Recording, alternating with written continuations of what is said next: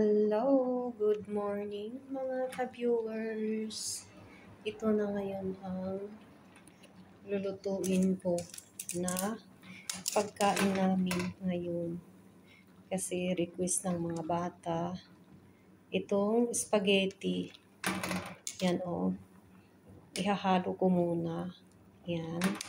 Nilagyan ko yan ng nilagyan ko ng konting asin at saka mantika. Bakit ko nilagyan ng mantika? Para hindi magdidikit. Para hindi magdidikit yan. Ganyan ang technique ko. Kasi di ba subukan niyo yung mag-boil ng spaghetti. Tapos hindi niyo lalagyan ng mantika. Di ba pagkatapos naluto na, yung dry at saka nagdidikitan, kaya nagdidikitan sila. Kaya ganyan ang technique. Yan. Kahit itapon mo din ang pag tinapon mo din ang tubig nito pag naluto, lalagyan mo din ng ng olive oil pang dagdag din. At saka i-mix mo para para hindi magdidikit. Pwede naman na i-boil mo lang din.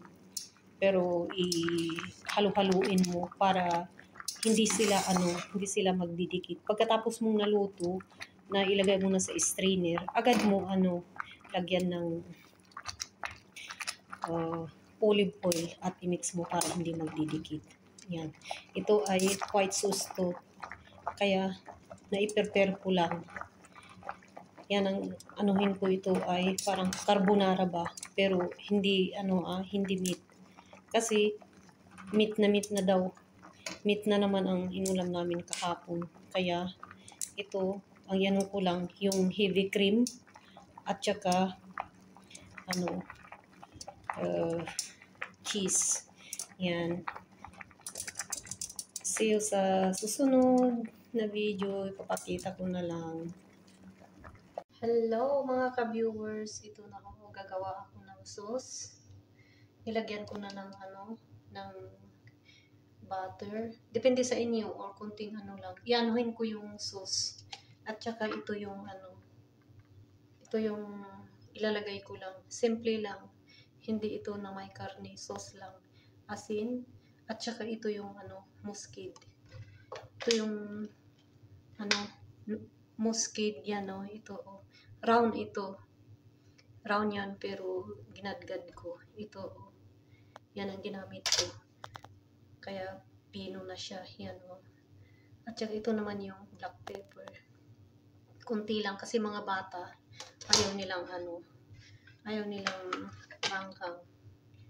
Kasi di ba manghang ang ito yung ko. Yung heavy cream. Ayaw kong pakita yung niya. Yan yung pangalan niya. Yan ang heavy cream. Yan. Ilalagay ko Ilalagay ko na. Yan na. Yan, ipainit ko lang. Kasi nga kahapon, karni ng mula ng Sunday at saka Monday, karni kahapon. Kaya ito ang ng mga bata.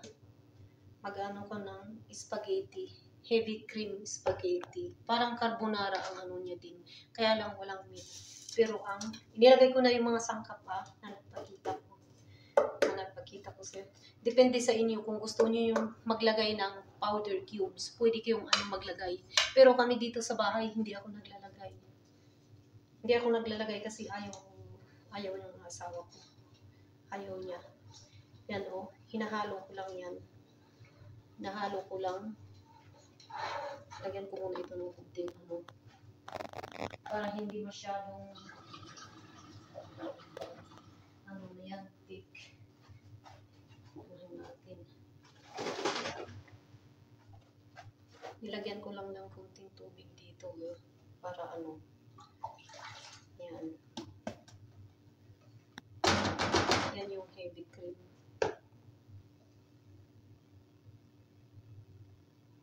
Palakasan ko. Tapos titikman nyo din kung ang lasa. Di ba pag nag-ano ka ng carbonara, ganyan din. Kaya lang, ang pagka missing lang dito, maglagay ka ng sibuyas, garlic, at saka mushroom. Depende rin sa inyo, kasi iba-iba nga ang pagluluto. Pero ganun pa rin. Pero ito, walang karne. At saka cheese ang gagamitin ko. Yan o, cheese. Yung straight na cheese na ano na. Yan, pagkakain kami, ilalagay mo na dito sa imimix mo. Kaya ako, pinainit ko lang itong cream, heavy cream, pinainit ko. At saka, ilagyan ko yung asin, black pepper, at saka yung nutmeg. Yan. Kung, gaya na lang sabi ko sa inyo, pwede ninyong lagyan ng kahit ano dyan yung pampasarap. Alam nyo na, yung mga powder cubes, ganun. Pero ako, no, hindi kami dito ng powder cubes. Yan. Tapos titikman ninyo.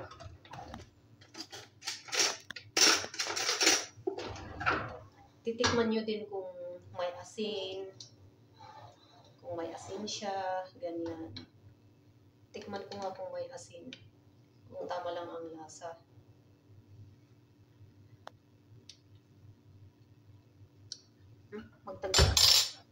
Magdagdag pa ako ng konti.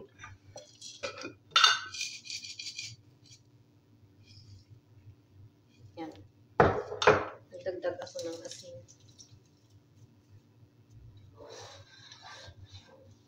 Rockstone ang ginamit ko ng asin. Hindi yung plain.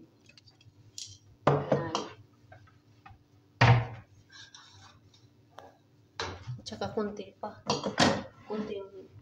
Lagyan ko pa ng konti black pepper lang. Yan. Tama na yan.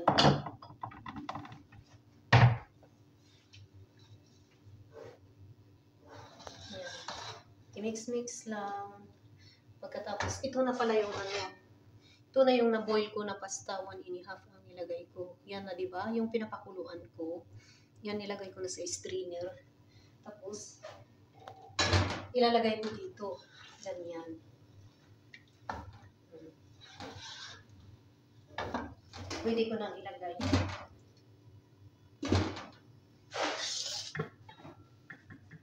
Kasi ano naman lang ang pinaano dyan pinainit mo lang yung heavy cream. Yan ang gusto nila.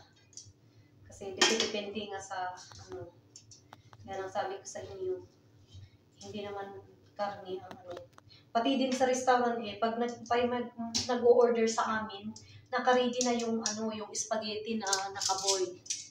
Tapos yung iba din lang, maglalagay lang kami ng ba yan?